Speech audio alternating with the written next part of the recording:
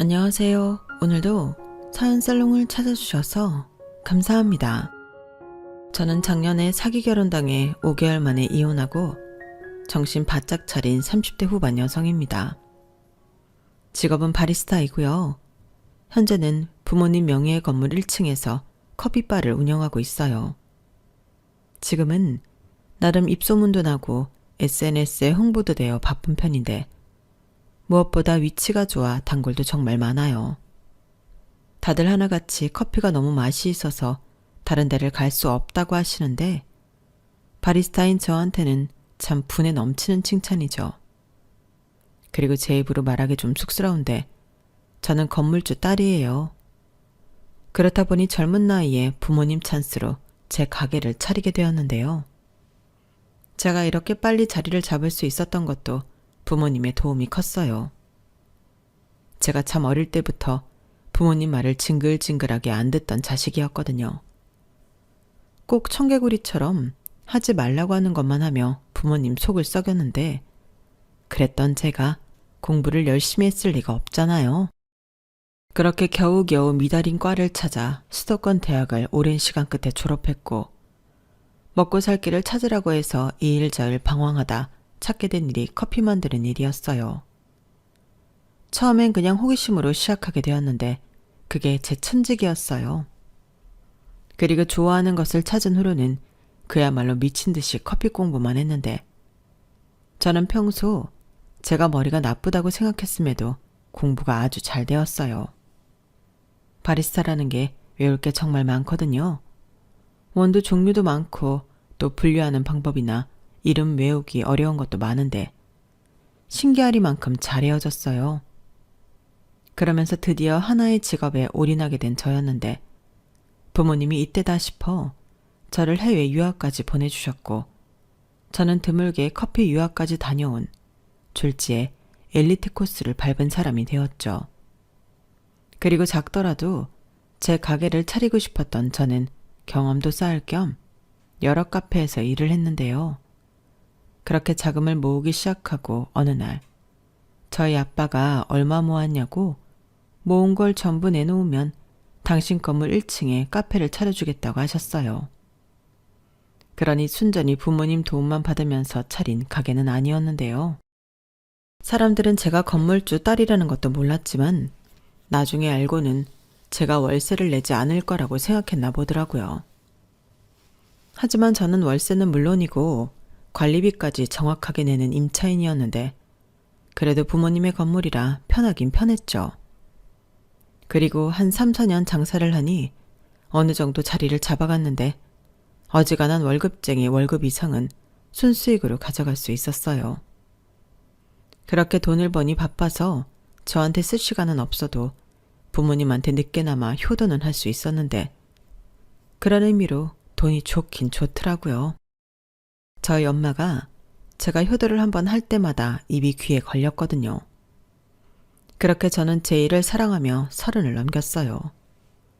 그러자 저도 그렇고 저희 부모님도 한 가지 고민을 하게 되었는데 제가 가게에 묶여서 연애할 시간이 없었다는 거였죠. 카페 특성상 하루를 통으로 쉰다는 게 쉽지 않았거든요. 그렇다고 바리스타 직원을 뽑아 저랑 교대로 근무하는 것도 무리가 있었는데요. 핸드드립 같은 경우는 커피를 내리는 사람마다 아무리 원두가 같다고 해도 맛이 달라 제가 자리를 비울 수가 없었어요. 대신 에스프레소 기계로 내리는 커피는 직원이 있어서 커버가 가능했는데 제가 카페가 아닌 커피바를 고집하면서 더더욱 자리를 비울 수가 없었어요. 요즘은 오마카세 음식점처럼 커피도 오마카세로 진행하기도 하는데 그건 전적으로 제가 없으면 안 되는 거였거든요. 그리고 그렇게 커피 맛에 눈을 뜬 사람들은 전부 저희 가게의 단골이 되었는데 빌어먹을 전 남편도 그런 저의 단골이었어요. 더 정확하게 말해 같은 상가의 이웃이자 단골이었는데요. 전 남편은 저희 부모님 건물 가장 꼭대기층에서 영수 전문 학원을 운영하고 있었어요. 영어 강사는 여자분이셨는데 친구라고 했고 그 인간은 원장이자 수학 강사였는데 처음엔 둘을 연인 내지는 부부라고 생각했죠. 영어 강사님이 종종 남편 얘기를 하셨거든요. 손에는 결혼 반지도 있어서 당연히 부부가 운영하는 학원이라고 생각했는데 저희 아빠가 그 원장 총각이야. 남잔데 학원을 해서 그런가 싹싹하고 사람이 좋더라. 라며 웬일로 칭찬을 하시더라고요. 그래서 의외다. 하마터면 유부남으로 실수할 뻔했다. 속으로 그런 생각을 하고 있었는데 뜻밖의 화이트데이쯤에 그 인간으로부터 고백을 받게 되었어요. 말로는 쭉 저를 짝사랑해왔다고 하는데 제가 또 고백은 처음이라 두근두근했어요. 그렇다고 연애가 처음이라는 건 아니었는데 저는 좀 특이하게 제가 대시해서 사귀는 경우가 다였거든요.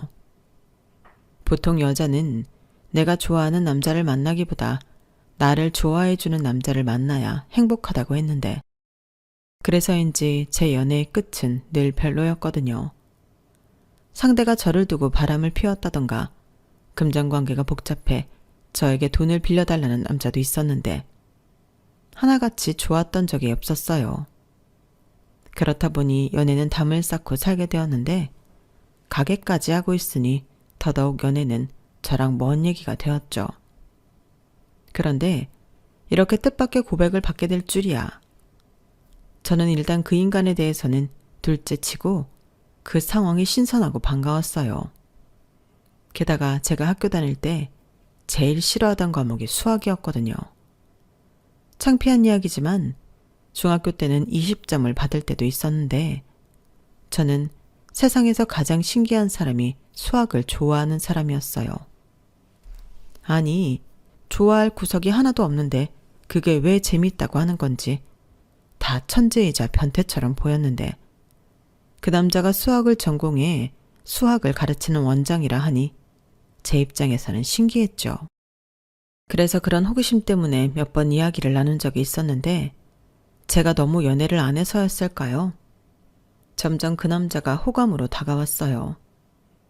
저희 부모님도 괜찮은 청년이라고 하고 무엇보다 저를 좋아한다고 하니 거리도 가깝겠다 만나보기로 했죠. 그런데 첫 만남부터 난관이었어요. 일단 그 남자 생긴 게 어려 보이긴 했는데 알고 보니 무려 저보다 6살이나 어리더라고요.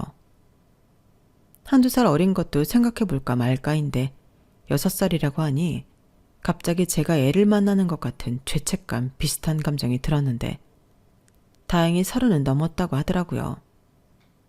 그래도 저는 내일 모레 40인데 그 남자는 30대 초반이었고 이걸 만나도 되나? 고민에 빠졌는데 이미 제 안에 감정이 싹트고 있었기 때문에 없었던 일로 만드는 건 쉬운 일이 아니었거든요. 게다가 이 사실을 알게 된 친구들은 야, 네가 좋아서 꼬신 거 아니고 그 남자가 너 좋다고 한 건데 나이가 무슨 상관이야? 6살 어리면 감사합니다 할 일이지. 네 인생에 그 남자보다 더 좋은 남자 있을 것 같냐? 무조건 잡아. 이라며 하나같이 저더러 보기에 겨워 고민을 하고 자빠졌다며 저를 부러워했는데 친구들이 저렇게 말을 하니 신기하게도 저도 생각이 바뀌었어요. 그리고 남편은 자기는 나이 따윈 상관하지 않는다며 자기를 만나달라고 적극적으로 구애를 했는데 저도 제 인생에 이런 기회가 또 올까 싶어 눈 딱 감고 연상연하 커플이 되기로 마음먹었죠. 게다가 직장도 같은 건물의 1층과 8층이라니 이보다 더 좋은 만남의 조건도 없다고 생각했는데요. 지금 생각해도 그때가 멋모르고 가장 행복했을 때였네요. 연애도 이렇게 재미있을 수 있구나. 처음으로 연애다운 연애를 하는 느낌이 들었거든요. 그렇게 1년에서 2년으로 연애 기간이 넘어갔는데 제 나이도 있고 남편이 먼저 결혼 이야기를 꺼냈어요. 솔직히 마다할 이유가 없어서 좋다고 냉큼 승낙했는데 저희 부모님도 엄청 좋아하던 기억이 납니다. 그리고 남편 집에 인사를 갔을 때도 큰 어려움은 없었는데요. 남편한테는 홀 시어머님과 공교롭게도 저랑 동갑인 시집간 누나가 있었어요. 그리고 남편은 시아버님과 둘이 살고 있었는데 그래서인지 살림도 엄청 잘하더라고요. 사실 저는 청소, 정리 뭐 그런 거는 영 소질이 없는 사람이었는데 엄마 없이 자란 남편이 짠하면서도 남편은 그야말로 운명 같은 사람이라는 생각이 들었어요. 신이 있다면 저를 위해 맞춤형 남편감을 보내주셨다고 생각할 정도로 저는 남편에게서 저에게 없는 장점을 많이 발견했는데 그래서 더 남편을 좋아하는 마음이 컸어요. 그러니 결혼하고 싶은 마음이 더 컸는데 이렇게 꼴랑 5개월 살고 이혼할 줄 알았다면 애당초 만나지도 말 것을. 저는 제 미래도 모른 채 평생 이 남자랑 행복할 줄 알고 결혼식 첫날 혼인신고까지 해버렸죠. 저는 그게 제 발목을 잡는 일인 줄 몰랐어요. 그런데 결혼식을 올리고 신혼여행까지 잘 다녀온 뒤 곧이어 제 결혼 생활에는 이상 신호가 잡히기 시작했어요. 결혼하고 2달이 되었을 때였는데 저희 친정아빠가 그러시는 거예요. 왜 양서방은 지난달도 그렇고 이번 달도 월세랑 관리비를 아직 안 내니? 무슨 일 있어? 라고 하시는데 저는 솔직히 깜짝 놀랐어요. 남편한테 학원이 힘들다든가 무슨 일이 있다는 말을 전혀 들은 게 없었거든요. 그래서 제가 확인해 보겠다고 말씀드렸고 곧장 남편 학원에 올라가 남편한테 월세와 관리비 이야기를 했는데 남편은 깜짝 놀라며 저에게 말했어요. 저는 하도 깜짝 놀라길래 월세 내는 걸 깜빡해서 그러나 했더니 남편은 전혀 다른 의미로 놀란 거였어요. 뭐? 장인어른 건물인데 내가 월세랑 관리비를 내야 해? 나는 사위잖아. 라며 황당하다는 듯 말을 하는데 저야말로 남편의 말에 황당 그 자체였죠. 친딸인 저도 월세랑 관리비며 다 내고 있는데 사위가 뭐라고 그런 특혜를 준답니까? 그리고 그런 건 자기도 확인을 해봐야 하는 거 아닌가요? 그래서 제가 딸인 나도 내는 돈을 무슨 사위라고 봐주겠냐. 제가 약간 화를 내며 말을 했는데 남편은 몰랐다며 딱 잡아뗐어요. 뭐? 자기도 월세를 낸다고? 관리비도 다 내고? 야, 장인어른 진짜 너무하시다. 아주 떼돈을 보시라고 하나 보네. 자식들 돈까지 탐을 내셔야 해? 탐? 그게 왜 탐이야? 당연히 받아야 하는 돈인데. 막말로 자기 아니고 남한테 주면 당연히 받을 월세를 뭐하러 사위한테 주고 그걸 안 받겠어? 그리고 자기가 잘 모르나 본데 우리 아빠도 이게 직업이야. 건물주도 직업이라고. 엄마가 괜히 여기 와서 건물 관리하고 신경 쓰는 줄 알아? 그게 업이니까 그러는 거지. 나야말로 정말 깜짝 놀랐다. 어떻게 확인도 안 해보고 당연히 사위니까 월세를 안 내도 된다고 생각할 수가 있어? 그야 상식적으로 생각하면 그렇겠다 싶었지. 그리고 나는 자기 월세 안 내는 줄 알았으니까. 아마 여기 상가 사람들 다 그렇게 생각할걸? 그러니까 왜 확인도 안 하고 그런 생각을 하냐고. 아무튼 밀린 월세랑 관리비 당장 내. 이 건물 월세가 우리 부모님 생활비고 노후 자금이야. 알겠어, 그만 쪼아대. 내면 되잖아. 진짜 생각할수록 기분 나쁘네. 뭐라고? 기분 나쁘다고. 뭐하러 그런 얘기를 여기까지 와서 해? 사람 쪽팔리게. 집에서 해도 되잖아. 지금 건물주 딸이라고 나 무시하냐? 다 참. 저는 남편의 태도에 어이가 없다 못해 화가 났어요. 자기가 잘못해놓고 왜 저한테 성질을 부리는 건지 적반하장도 유분수더라고요. 하지만 그렇다고 거기서 부부싸움을 할 순 없었는데 소문이라는 게 무서웠거든요. 그래서 어금니를 팍 물고 집에서 보자 벼르며 남편의 학원에서 나왔는데 그날 하루 종일 남편 때문에 기분이 나빴어요. 심지어 자기 학원 월세 안 내려고 저랑 결혼한 건 아닐까 이런 생각까지도 들었는데 지금은 그게 사실이었다는 걸 알지만 그때는 노파심에 그런 생각을 했을 뿐 정말 그럴 거라고는 생각하지 않았죠. 그렇게 남편은 밀린 월세를 거의 일주일에 걸쳐 모두 냈다 하더군요. 그렇게 처음 이상 신호가 지나가고 곧장 또 다른 일이 터졌어요. 저희 부모님이 건물 임대료로 생활을 하시기 때문에 바쁘지 않을 때는 종종 여행을 다니시거든요. 두 분 다 워낙에 여행을 좋아하셔서 가까운 곳도 꽤 먼 곳도 두 분이서 다니세요. 그건 상가 사람들도 거의 다 아는 사실인데 그래서 그걸 부러워하는 분들도 계셨고 좋아 보인다고 말씀하시는 분들도 계셨죠. 그리고 남편은 굳이 따지자면 부러워하는 사람 쪽이었는데 자기는 가족들이랑 여행을 다녀본 게 언제였는지 기억도 나지 않는다고 하더라고요. 보통의 가족들은 있는 그런 추억이 없다며 살짝 얼굴이 어두워졌는데 그 모습이 딱해 보였어요. 솔직히 제가 시간을 빼는 게 정말 쉽지가 않은데 그래도 남편을 위해서는 시간을 내고 싶더라고요. 보통 학원들도 아이들 방학에 맞춰서 짧게는 3일, 길게는 주말 껴서 일주일은 쉬는데 그 잼을 이용해서 시아버님을 모시고 가까운 제주도라도 다녀오면 좋겠다고 생각했어요. 물론 시아버님 경비는 저희 부부가 부담하고요. 그런데 남편은 우리끼리만 가는 게 마음에 걸린다며 자기 누나한테도 물어보자고 했고 누나가 안 된다고 하면 그때 우리끼리 다녀오자고 했는데 저도 이왕 가는 거 신우도 같이 가면 좋겠다고 생각했어요.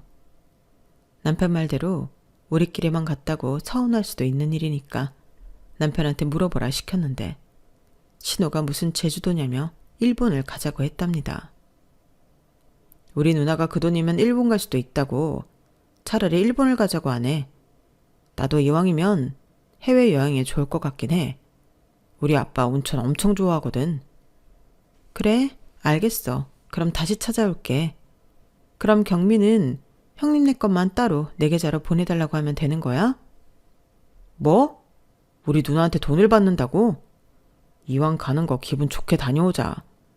우리가 내면 나중에 우리 누나도 고마워서 우리한테 뭐라도 해주겠지. 지금 그게 무슨 소리야? 그럼 형님네 가족들 몫까지 우리가 내자고? 배보다 배꼽이 더 크다고 생각하지 않아? 나는 그건 아닌 것 같아. 형님네가 경비 내시면 같이 갈 수 있지만 이건 아니지. 설마 형님이 그렇게 말씀하셨어? 저는 혹여 신우가 먼저 그런 얘기를 꺼냈을까 남편한테 물었어요. 하지만 남편은 기분 나쁘다는 듯 입을 꾹 닫았고 이렇게 기분 나쁠 거 차라리 가지 말자고 삐졌는데 저도 짜증나서 그러자고 없던 일을 하겠다고 했어요. 말 같지도 않은 소리를 하는데 이런 건 바로잡고 살아야죠. 그런데 다음 날 신우가 신나서 저에게 전화를 걸어왔고 신우는 남편한테 제 이야기를 못 들었는지 혼자 들떠서 난리도 아니었는데 이왕 전화가 왔길래 저는 신우 생각이 궁금해서 물어보기로 했어요. 혹시라도 남편과 달리 신우는 자기 식구 경비는 낼 생각이 있을 수도 있으니까요. 하지만 핏줄은 핏줄인 건지 신우도 남편과 크게 다르지 않았는데요. 오히려 더 뻔뻔하더군요. 저기 형님, 제가 어제 그이한테 들었는데 제주도보다는 일본이 낫다 하셨다고. 요즘 제주도 물가 장난 아니라잖아. 그럴 바에는 일본을 가지. 우리 아빠 온천도 시켜주고. 네, 저도 뭐 일본 나쁘지 않은데 그럼 경비는 어떻게 하실 생각이세요? 경비? 무슨 경비? 여행 경비요. 형님네도 식구들 다 가시는 거잖아요. 그야 그렇지. 누군 가고 누군 안 갈 수 없으니까. 근데 그거 올케가 내는 거 아니었어? 나는 그런 줄 알았는데. 제가요? 에이, 형님도. 아버님 경비는 몰라도 형님네 식구 경비까지는 어렵죠. 혹시 그이가 그랬어요? 제가 낸다고? 아니, 그건 아닌데 나는 올케가 먼저 이야기했다고 하니까 그런 줄 알았지. 그리고 우리가 내 식구긴 한데 애들이잖아.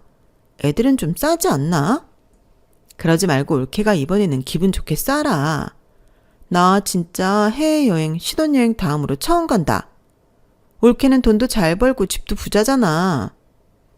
무슨 그런 말씀을 하세요. 저도 뭐 들쑥날쑥하죠.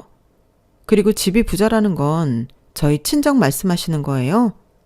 생각하시는 것처럼 그런 건 아닌데. 설령 그렇다고 해도 그건 제 돈이 아니죠. 치사하다. 그럼 굳이 왜 나한테까지 여행 갈 거냐고 물어봤어. 지금 사람 놀리는 거야? 우리는 100만 원은커녕 50만 원도 낼 여유가 없단 말이야. 그럼 어쩔 수 없죠. 그리고 지금 저희 부부도 그 일로 싸워서 여행 얘기는 없던 걸로 하기로 했어요. 저는 좋은 마음으로 제안한 건데 일이 이렇게 될 줄 몰랐네요. 죄송해요. 뭐야, 지금 그러니까 이렇게 사람 기분 들쑤셔놓고 없던 일로 하겠다고? 이야, 올케 네가 정말 우리를 먹같이 생각하는 거구나. 지금 나랑 장난해? 왜 저한테 그러세요? 그럼 제가 비용 다 내고 가는 건 식구들 위해 하는 거고 형님네 비용은 각자 부담하라고 하면 먹같이 생각하는 거예요? 이건 아니죠. 저한테 돈 맡겨놓으신 것도 아닌데. 정말 치사하다. 더럽고 치사해서 안 가. 됐냐? 신우는 저렇게 말하고 여기에 쓰진 못했지만 욕까지 하며 전화를 끊었어요. 아니, 무슨 거지근성이 있으면 저리 생각하고 행동할 수가 있는 건지 불쾌하기 짝이 없었는데 몇 시간 후 지 누나한테 전화를 받았는지 남편이 화가 나서는 제 가게로 왔어요. 그리고는 돈 몇 푼 가지고 일할 거냐며 자기 누나한테 제가 상처를 줬다며 또 오발대발 하는데 카페 손님들도 있고 정말 얼굴이 화끈거렸어요. 그래서 그럼 나 혼자 7명 여행 경비를 모두 부담하는 게 맞는 거냐고 저도 물러서지 않고 말했는데 자기도 같이 부담하는 거니까 우리가 부담하는 거라고 하더라고요. 그러니까 잠만 말고 저더러 여행 준비를 하라고 하는데 기가 차서 헛웃음이 나왔어요. 그래서 나는 싫으니 네가 하라고 했는데 차마 이런 기분으로 그 식구들 틈에 끼어 여행 가고 싶지 않으니 나는 빼라고 했죠. 그럼 6명이고 전부 자기 가족이니 더 기꺼운 마음으로 준비할 수 있을 것 같아 나름 배려를 해준 건데 남편은 저더러 끝까지 해볼 거냐며 그냥 됐다고 여행은 없었던 일로 하자고 하더군요. 그러면서 여행은 됐고 여행 경비로 쓰라고 했던 돈을 자기한테 현찰로 달라고 했는데요. 그러니까 3인 경비를 저더러 돈으로 달라고 하는 거예요. 저는 이건 또 무슨 잡소리인가 싶어 남편을 그냥 쳐다만 봤는데 지도 지가 말하고 민망하긴 했는지 슬쩍 꽁무니를 빼면서 자기 학원으로 돌아갔어요. 보는 눈이 많고 사람들이 다 듣고 있으니 자기도 이건 아니다 싶었겠죠. 그 뒤 저는 남편한테 말도 하지 않고 상종도 하지 않았어요. 그리고 무슨 미련인지 신우가 계속 전화를 했는데 일부러 받지 않았죠. 솔직히 받을 이유가 저에겐 하나도 없었거든요. 저는 신우한테 사과를 받기 전에는 다시 상종할 마음이 없었는데 그건 비단 여행 때문이 아니었어요. 평소 신우는 저랑 동갑인데도 참 염치가 없었거든요. 제 손윗사람이라고 저한테 함부로 하려고 하고 식구들끼리 외식이라도 하면 계산하지 않으려고 이리 빼고 저리 빼며 은근 저한테 계산서를 넘겼는데 남편은 자기 누나가 형편이 안 좋아서 그런다고 하지만 제일 비싼 걸 찾는 사람이 신우라 더 얄미웠어요. 그러니까 자기는 돈이 없어도 남의 돈으로 좋은 거 먹겠다는 심보잖아요. 그리고 그걸 남편은 안쓰럽게 생각하고 저더러 호의를 베풀려고 하는데 지가 뭔데 저한테 그걸 하라 마라 하는 건지 원래 이런 남자를 내가 좋다고 결혼까지 한 건가. 그때부터 제 마음이 심란하기 시작했죠. 결혼하니까 순전히 지 식구만 챙기려 하는 못된 놈이더라고요. 결혼 전에는 그렇게 저랑 저희 부모님한테 잘 보이려 몸에 좋은 거라고 선물 공세도 하고 자처해서 아부도 떨더니 결혼하고 사이가 된 후부터는 지가 뭐라도 된 듯 상가 사람들한테도 살짝 으스대기도 했어요. 저나 저희 부모님이나 그런 인간 분유를 딱 싫어하는데 제가 선택해서 결혼까지 한 남자가 저러고 있으니 이걸 어떻게 해야 할까 고민이 많았어요. 심지어 이젠 저한테까지 자기 가족들에게 잘 보이고 돈 쓰며 호의를 베풀라고 시키니 한 번쯤은 뒤집어 엎더라도 남편과 단판을 지어야겠다고 생각했어요. 그런데 이게 참 쉽지가 않았는데 여행은 결국 그렇게 물거품이 되었고 그 이후의 사건으로 저는 이혼을 결심하게 되었어요. 그때는 웬일로 시아버님이 당신이 사겠다며 외식을 하자고 연락을 주셨는데 아마 저는 말하지 않았지만 남편한테든 신우한테든 여행 이야기를 들으셨을 수도 있겠다 생각하고 있었거든요. 그래서 민망해서 저도 연락을 잘 드리지 못했는데 시아버님이 저리 먼저 연락을 주시니 저도 살짝 긴장하긴 했어요. 하지만 따지고 보면 제 잘못이 아니었기 때문에 시아버님 말씀에 알겠다고 했고 그날 당일 알려주신 식당으로 갔는데요. 거기엔 형님네 부부도 와 계셨어요. 아이들은 근처 친한 집에 맡기고 왔다고 했는데 딱 보니 시아버님이 저랑 형님을 화해시키려고 자리를 만든 것 같더라고요. 솔직히 마주하고 싶지 않은 사람이라 달갑지는 않았는데 시아버님이 애써 만든 자리를 망칠 수는 없어 저는 조용히 최대한 신우랑 거리를 두고 앉았어요. 뭐 따지고 보면 남편하고도 사이가 그닥 좋지 않았기 때문에 그냥 그 자리 자체가 저에겐 가시방석과도 같았는데 그래도 이게 며느리의 숙명이거니 생각하며 참고 냉동 삼겹살만 열심히 구웠어요. 솔직히 그런 자리를 만들어주셨다고 해도 자기 딸한테 저더러 사과시키는 게 아닌 이상 저더러 좋게 풀고 넘어가자 뭐 그런 자리일 것 같아 저는 필요 없는 말은 전혀 하지 않고 있었는데 시아버님이 그날따라 약주를 많이 드시더라고요. 남편도 덩달아 마시다 보니 술이 취했는데 참고로 저희 남편은 술이 약한 사람이었어요. 그래서 한두 잔만 마셔도 얼굴이 벌개지고 반변 정도 마시면 사경을 헤매며 자는데 그런 사람이다 보니 금방 취해서 제 옆에서 졸기 시작하더라고요. 그에 반면 신우는 술이 센 편이라 시아버님이랑 주거니 받거니 하는데 저는 남편도 취해서 잠이 들고 자리가 불편도 하니 이만 가겠다고 최대한 분위기를 망치지 않으며 말씀드렸어요.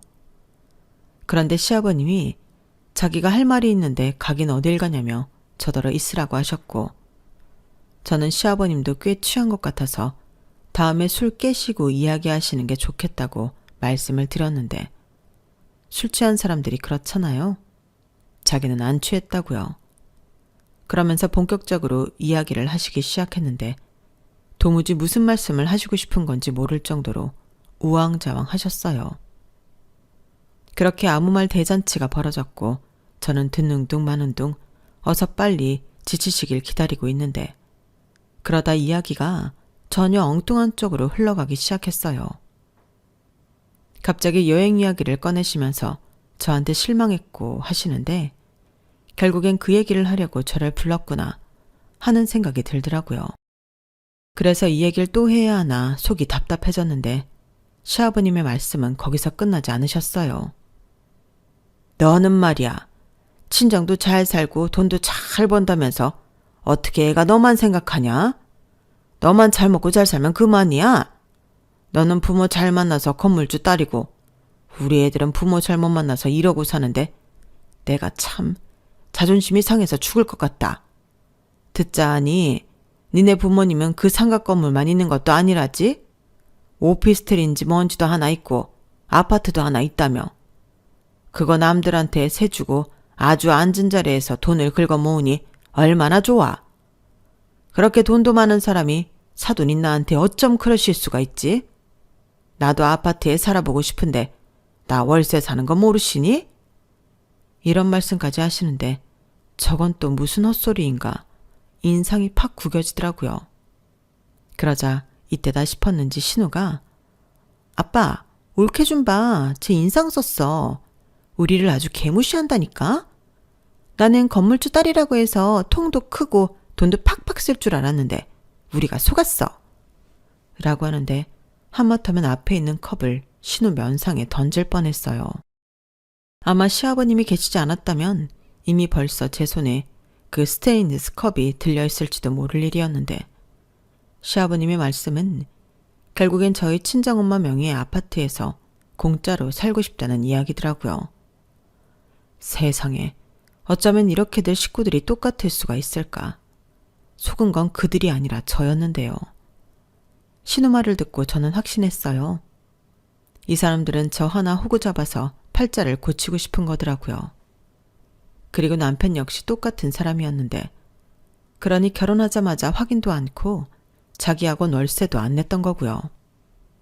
그런데 제가 자기들이 생각한 그런 사람이 아니니 오히려 약이 오른다는 거였는데 상황 파악이 끝나갈 즈음에도 시아버님의 주사는 계속되었죠.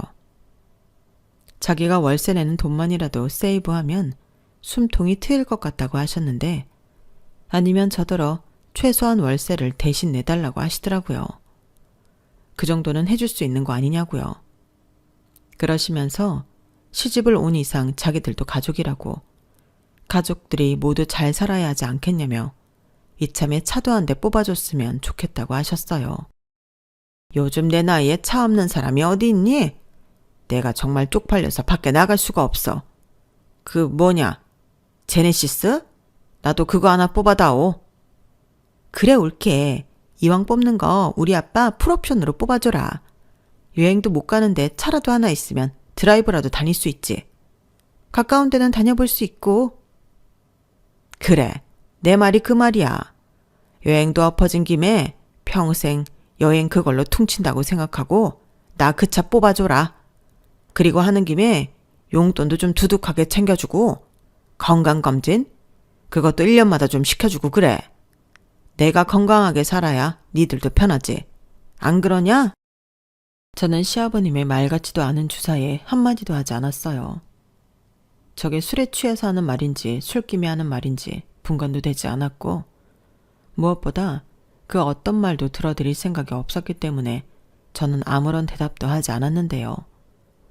그러자 신우는 눈을 흘기며 저를 잡아먹을 듯 째려보더라고요. 그래서 저도 똑같이 째려보며 자리에서 벌떡 일어나 저 혼자 택시를 잡아 타고 집으로 왔는데 그러자 남편이 뒤늦게 정신을 차렸는지 아침이 다 되어서 집으로 들어왔어요. 학원이라는 특성상 오후에 일어나도 지장이 없긴 했는데 저는 그게 아니라서 안방문 잠그고 오지 않는 잠을 청했죠. 사실 그때부터는 내가 이상한 집구석에 시집을 왔다는 생각에 이혼 생각밖에는 없었는데요. 그렇기 때문에 남편과 한 방에서 한 침대를 쓰고 싶지 않았어요. 그러자 아침에 남편이 안방 문을 열려고 문고리 잡는 소리가 들렸고 문이 잠긴 걸 알고는 남편이 방문 밖에서 욕을 했는데 저런 인간을 뭘 보고 여기까지 왔나 속이 답답해 미칠 지경이었어요. 그리고 남편은 거실 소파에서 잠이 들었고 저는 거의 잠도 못 자고 집을 나와 카페로 갔는데요. 3시 정도 되었을까? 멀쩡해진 남편이 웃으면서 나타났어요. 그러고는 저더러 왜 자기를 안 깨웠냐며 아무것도 모르는 순진한 얼굴로 점심은 먹었냐고 물어보는데 제가 그때 커피를 내리려고 물을 끓여놔서 그 주전자를 들고 조용히 말했어요. 꺼지라고요. 그러자 남편이 조금 당황한 얼굴이 되었는데 몇 분 있다 문자가 오더라고요. 자기는 어제 취해서 아무것도 모르는데 무슨 일이 있었냐고. 그런데 무슨 일이 있었다고 해도 술자리에서 벌어진 일이니 잊으라고 했는데 저는 절대 못 잊는다고 답장했어요. 그리고는 다음 연락은 없었는데 퇴근하고 집에 가니 남편이 먼저 집에 와 있더라고요. 뭐 평소에도 제가 더 늦게 끝나기 때문에 남편이 먼저 집에 가 있는데 그날은 야식까지 준비해놓고 저를 기다리고 있었어요. 당연히 그걸 보고 좋아할 제가 아닌데 자기 혼자 실실 쪼개며 제 눈치를 보더라고요. 그리고는 자기도 누나한테 들었다며 자기 아빠가 요즘 힘들어서 그런다며 저더러 이해해달라고 했는데요. 저는 그럴 수 없다고 했습니다.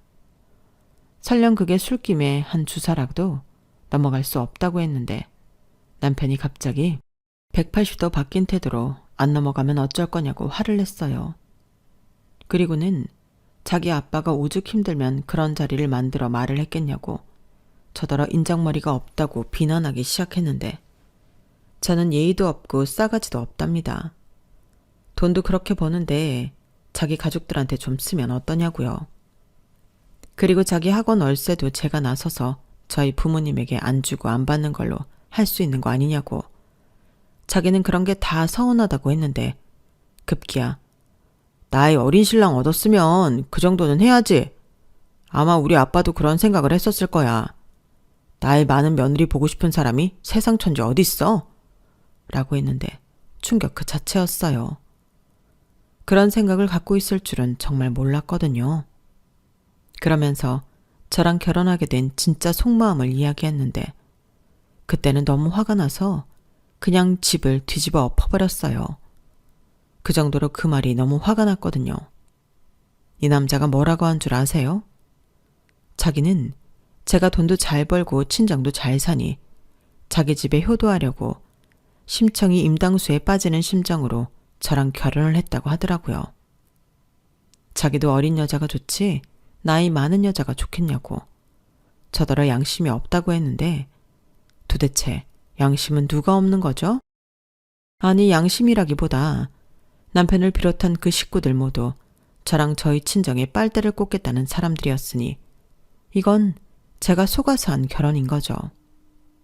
그리고 나중엔 남편이 자기는 저랑 결혼하면 저한테 기대서 남은 인생 편하게 살 줄 알았다며 저를 더 황당하게 만들었어요.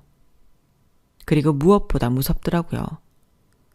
목적을 갖고 저한테 접근했고 결혼까지 했는데 저 사람이 저한테 어떻게 할지 모르는 거잖아요.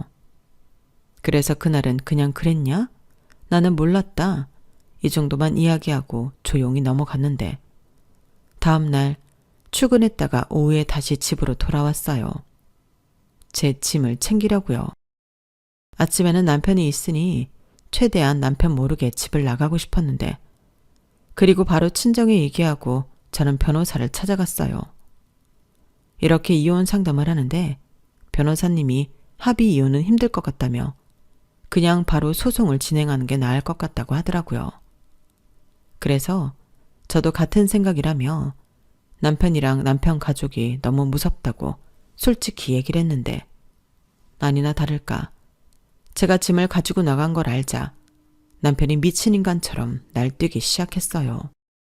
이혼이라도 하자는 거냐며 친정에 쳐들어와 고래고래 소리를 질렀는데 저희 아빠가 나가서 똑같이 큰 소리치며 혼을 내는데도 꼼짝을 하지 않더라고요. 결국엔 경찰을 불러 일단락이 되었는데 다음날 남편이 저를 찾아와 비아냥거리며 말했어요. 이혼하고 싶으면 제 재산의 절반을 달라고 했는데요.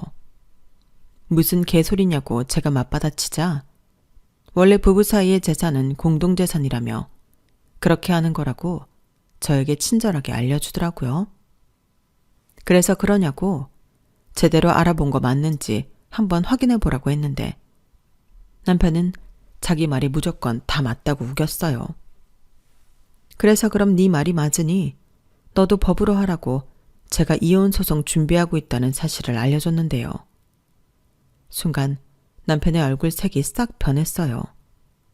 그러고는 나의 어린 남자 꼬셔 결혼해놓고 단물만 빨아먹고 버렸다며 저를 음해하기 시작하는데 정말 미치고 환장하겠더라고요. 그래서 저도 이판사판이라 어디서 어린 놈이 그딴 못된 것만 배웠냐고 인생 그따위로 살지 말라고 평생 해보지도 못한 누나짓을 했는데 남편은 두고 보자며 나갔어요.